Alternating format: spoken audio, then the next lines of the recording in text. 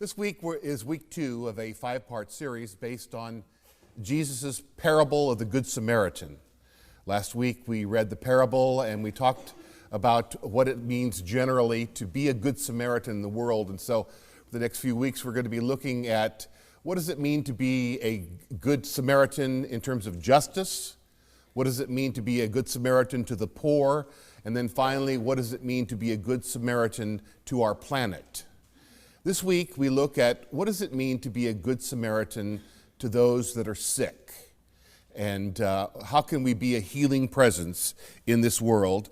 And so our text is an interesting one. It is actually a miracle within a miracle. You'll see what we mean here as we read Mark chapter 5. When Jesus had crossed again in the boat to the other side, a great crowd gathered about him, and he was beside the sea. Then came one of the rulers of the synagogue, Jairus by name, and seeing him, he fell at his feet and besought him, saying, "My little daughter is at the point of death. Come and lay your hands on her, so that she may be made well and live." And he went with him. And a great crowd followed him and thronged about him. There was a woman who had a flow of blood for 12 years, and who had suffered much under many physicians, and had spent all she had, and was no better, but rather grew worse. She had heard the reports about Jesus, and came up behind him in the crowd, and touched his garment. For she said, "If I touch even his garments, I shall be made well." And immediately the hemorrhage ceased, and she felt in her body that she was healed of her disease. And Jesus, perceiving in himself that power had gone forth from him, immediately turned about in the crowd and said, "Who touched my garments?" And his disciples said to him, "You see the crowd pressing around you, and yet you say, 'Who touched me?'" And he looked around to see who had done it. But the woman, knowing what had been done to her, came in fear and trembling and fell down before him and told him the whole truth. And he said to her, "Daughter, your faith has made you well. Go in peace and be healed of your disease." While he was still speaking, there came from the ruler's house some who said, "Your daughter is dead. Why trouble the teacher any further?" But ignoring that, they said, Jesus said to the ruler of the synagogue, "Do not fear, only believe." And he allowed no one to follow him except Peter and James and John, the brother of James. When they came to the house of the ruler of the synagogue, he saw a tumult and people weeping and wailing loudly. When he had entered, he said to them, "Why do you make a tumult and weep? The child is not dead, but sleeping." And they laughed at him. But he put them outside and took the child's father and mother and those who were with him and went in where the child was. Taking her by the hand, he said to her, "Talitha cumi," which means, "Little girl, I say to you, rise." And immediately the girl got up and walked. She was 12 years of age. And they were immediately overcome with amazement. And he strictly charged them that no one should know this, and told them to give her something to eat. May the Lord bless to our hearts and our minds this reading of his word. Heard about a man who had a huge presence in social media. He had 1,000 friends on his Facebook page. And when he would post something, he got hundreds and hundreds of comments, thoughts. But when he posted that he had been diagnosed with leukemia, he found that fewer than 50% of his friends even bothered to respond at all. Often at the point of our greatest need, we fail each other miserably. And one of the places we do that is when people become sick. So when I speak today of caring for the sick, I want to share a few assumptions that I bring with me. Disease is never caused by God. God does not cause someone to get cancer or have a heart attack. That is not the will of God in this world. God does not create our pain or our tears, but he does promise to finally dry our tears and make our bodies brand new someday. God is at war with disease, which temporarily sets back his will that we have life and have it in abundance. And God's weapons against illness is our hands and our hearts. That's God's weapons in this world. I remember listening to a report on NPR about religion in Europe. And as you probably know, most of the countries of Europe are tremendously secularized. Religious faith there is at a very low level in Germany or France or England. Less than 10% of the people go to church. But there's one exception, Poland. Over 80% of the people in Poland go to church regularly. The Catholic Church is thriving there. The seminaries are full of young men who want to become priests. And I heard the story of one priest there who was talking about his church, and his church had been bombed during World War II, and the statue of Jesus had fallen over, and one of those statues where Jesus is sort of standing there like that with his hands out, and his hands broke off, and his face got chipped. Well, they fixed his face, but they decided to leave the hands just as they were, as a reminder to everyone in the church that you are Christ's hands and feet in this world. You are the hands that Christ has to minister to those who are sick. You are God's answered prayer to people who are sick. You can't help everyone, but you can help one. And if everyone helped one, then everyone would have what they need. Probably the biggest danger in doing this good in the world, of being a good Samaritan, is it's so easy to let the enormity of the problems of the world convince us that we can't make any difference. It's easy to let the hugeness of the problems, the number of people and all the, to say, well, what does it matter? What can I really do? When we think of the number of people who have been killed in wars, like the war in the Congo that's gone on for 20 years, when we think, during the height of the AIDS crisis, 5,000 people a day died of AIDS.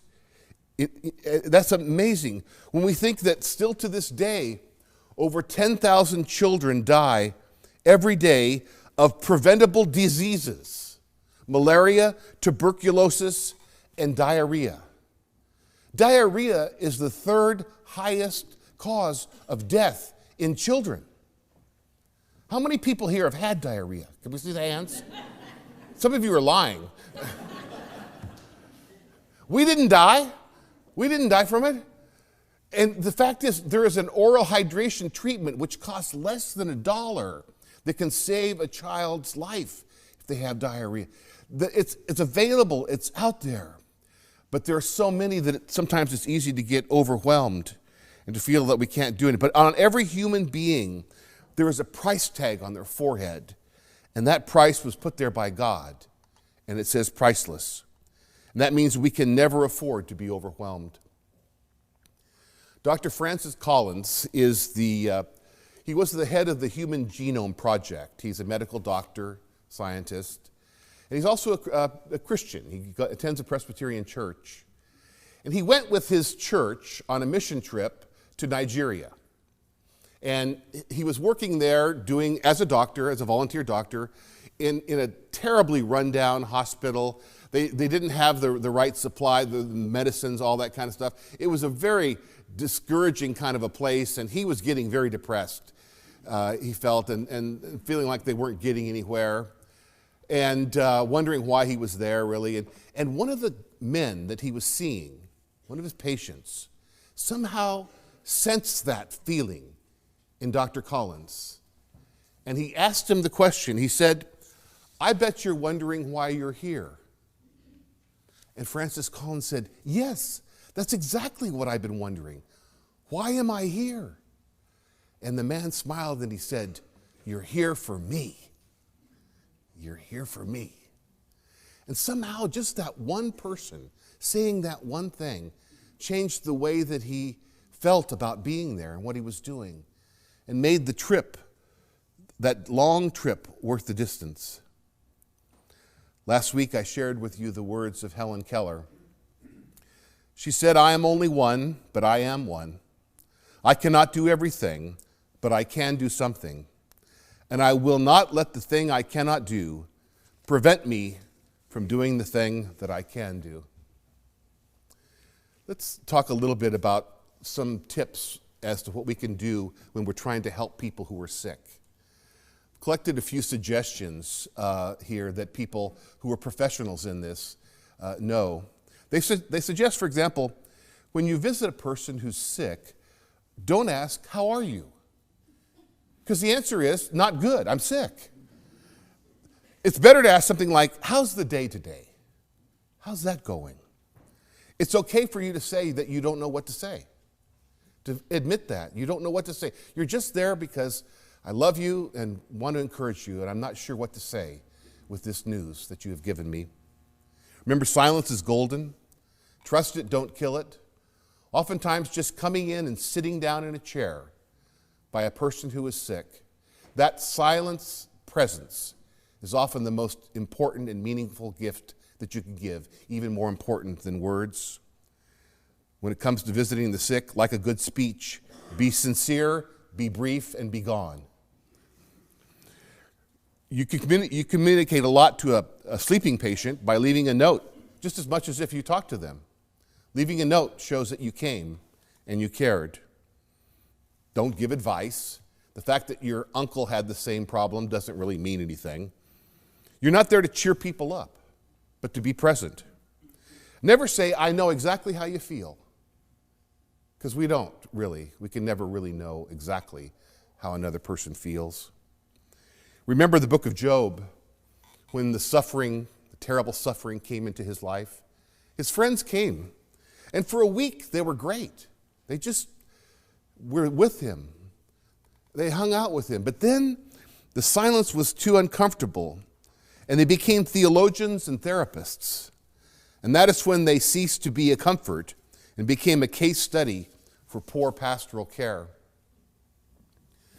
William Sloane Coffin was a pastor at Riverside Church in New York for many years, and he became good friends with Rabbi Abraham Heschel, who was a leading Jewish scholar and taught in the seminary there. They were good friends, but there was a time when they didn't see each other for quite a while. And then they ran into each other on the street. And Abraham says, "Bill, what's been going on? What have you been doing?" And Bill Coffin said, "Well, Abraham, I've been going through a very terrible divorce. It's been a really tough time." And Abraham said, "Bill, why didn't you call me?" He said, "Well, what would you have done?" He said, "I would have come over and cried with you. I would have come and cried with you." That's the best that we can do. We are never more like God than when we cry with other people. We help just by being there. Terry Anderson and Terry Waite were the two of the men who were taken as hostages in Lebanon. They were held for months and months and months and months there. Terry Anderson got sick at one time, and in his book that he wrote when he got out, he said, "Terry Waite stayed by my bed all night, and that presence made all the difference in the world." He said that after his release. Just being present, praying for people, caring for them. My daughter Mackenzie went with Scott Cale and the young people of this church when she was in high school. She went to Malawi on one of our mission trips. And they did that one particular day. Their job was to go out with the nurses from Ambangweni Hospital out into the bush where they were doing these rural clinics. And part of the rural clinic was that they were encouraging everyone to get tested for AIDS, to find out your AIDS status. And they had a test where just within a couple hours they could tell people whether they had AIDS or not.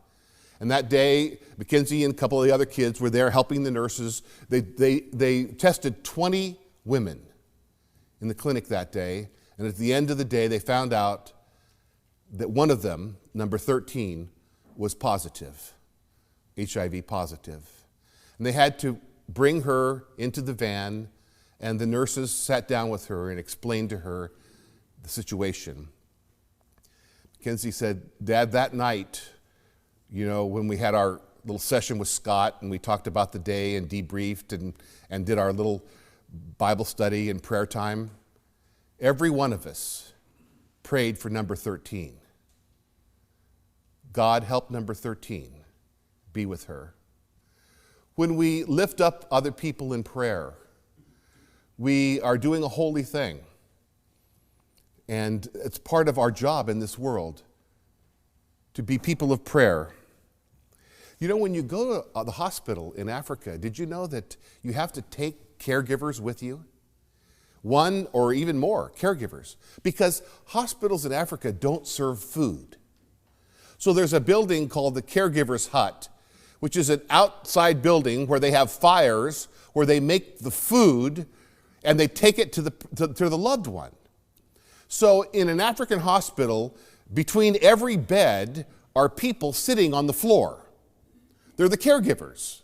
They're family and friends of the person who is sick. And I'm sure it's not terribly hygienic, but I can tell you, there's something about being surrounded by people who love and care for you that makes it a little bit easier to be sick. I think it's preferable to some of the quiet, cold, isolated rooms that I walk into in America when somebody's in the hospital. And there's nobody there, they're by themselves, they're all alone. I think it might be a better idea to be surrounded by people of love in those difficult times. The church has done a lot of bad things in its 2,000 years. We've got the Inquisition, we've got the Crusades, we've got terrible religious wars. But the one thing that we have done that's the best is to start hospitals all around the world in the name of Jesus Christ. Any country that you can go to, you will find Christians there who are a healing presence, who are doing continuing the work of Jesus Christ to heal people in His name. When Bono went to Willow Creek Church, he said, I want you to know that without you, millions of Africans would not be on antiretroviral drugs. Without you, we wouldn't be beating malaria in Kenya and Rwanda and other places. We're getting very close to a vaccine on malaria. They're testing it right now in Africa. Without you, this just isn't possible. So for all the people who can't be in this room to thank you, I want to say thank you on their behalf. I want to say thank you to you on behalf of all the people that were affected by the alternative gift market. Look at that list of things in your bulletin there. All those good things. And I'd like to thank you for all those people. We can't solve the AIDS crisis or cure malaria, but we can start right where we are in continuing Christ's ministry to the sick. I'll give you a homework assignment for this afternoon. Think of somebody in your sphere of influence. That means your work, your neighborhood, your friends, your family. Can you think of somebody you know of who's sick? Maybe it's not a full horrible disease, but maybe it's just a chronic problem which really affects their life. Think of somebody who is sick that you know of. Write their name down and prayerfully answer these 3 questions. What needs do I see in that person's life? 2, what can I pray for on his or her behalf? And 3, what action can I take to help? To be Christ's hands and feet in the world, we have to start somewhere. Why not here? To be Christ's hands and feet in the world, we have to start someday. Why not today? There's a Ugandan saying that says, 1 + 1 becomes a bundle. One compassionate heart, one act of mercy, one trip to see someone in need, one generous check, one person and then one more and then one more, and it starts to form a bundle of compassion and kindness and good that can make a significant difference in the world of darkness and suffering like our own. Some people call it the tipping point. Amen.